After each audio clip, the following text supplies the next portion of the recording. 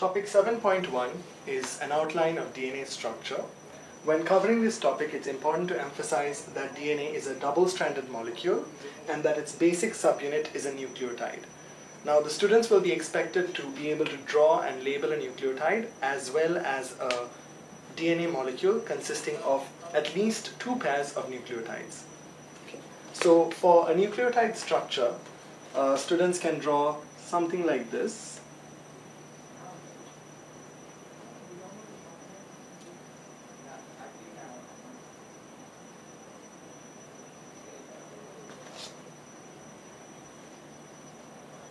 Where the circle would represent the phosphate group. Is this visible? Phosphate group. The pentagon would be representing the pentose sugar, which in the case of DNA would be the sugar deoxyribose.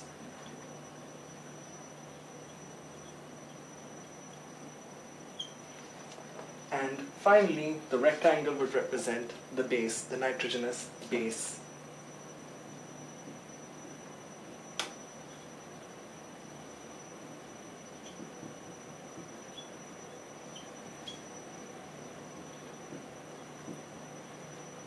Students also will need to be able to identify the direction of the DNA molecule. For this purpose, it's important to emphasize that in the pentose sugar, the carbon atom labeled carbon 1 is over here, attached to the nitrogenous base. And an easy way for students to remember is that the phosphate group represents the 5th carbon atom, and this point over here represents the 3rd carbon atom. I'll come back to this point when I draw a DNA molecule in full later. With respect to the nitrogenous bases, students should be able to categorize the nitrogenous bases into 2 main groups: the purines and the pyrimidines.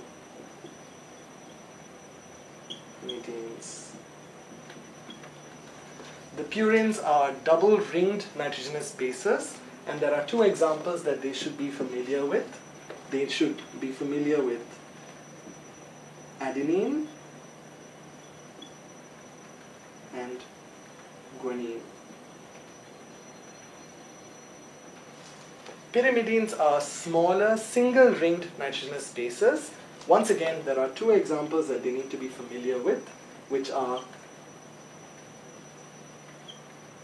thymine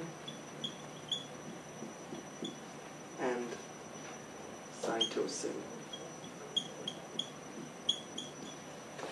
At this point, I would usually interject and tell the students that in the case of RNA, they will have another pyrimidine called uracil in place of thymine, and in RNA, once again, they will have ribose instead of deoxyribose.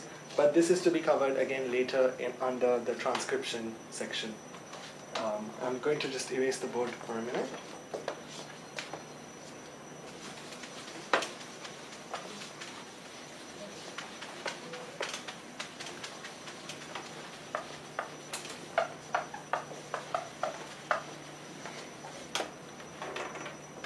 Students will also be expected to be able to draw a DNA molecule consisting of at least 2 pairs of nucleotides.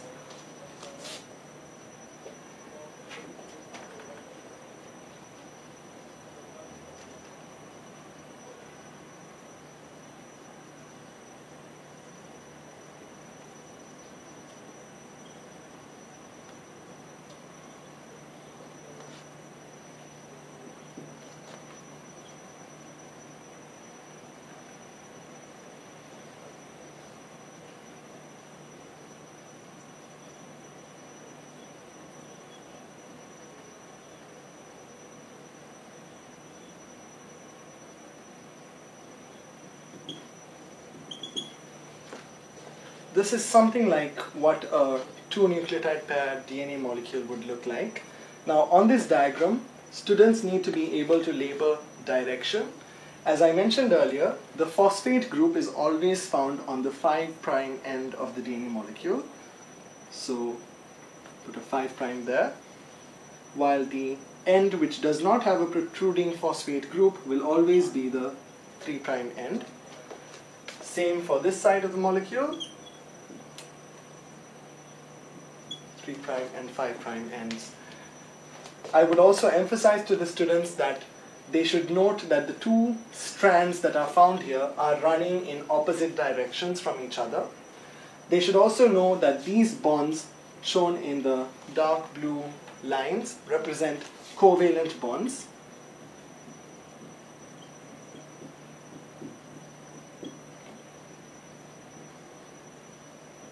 But the two opposing strands are held together by hydrogen bonds, which I will represent in red.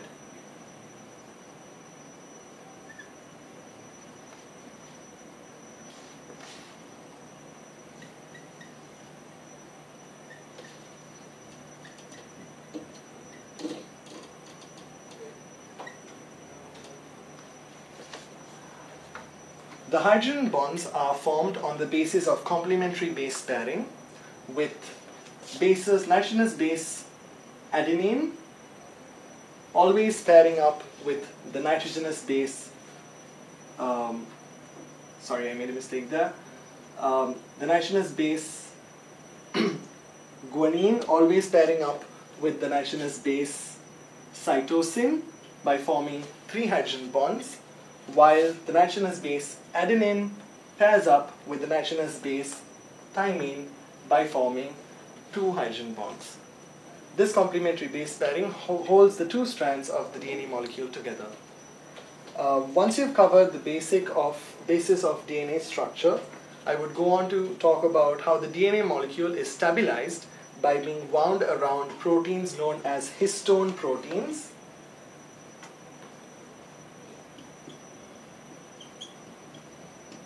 Histone proteins, and how groups of 8 histone proteins are known as nucleosomes.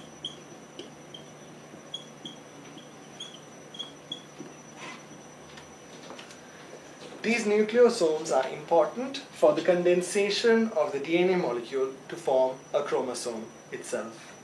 Furthermore, I will elaborate to the students that the overall DNA molecule has a large portion of non-coding segments as well as coding segments, which will be important for the section on transcription later on.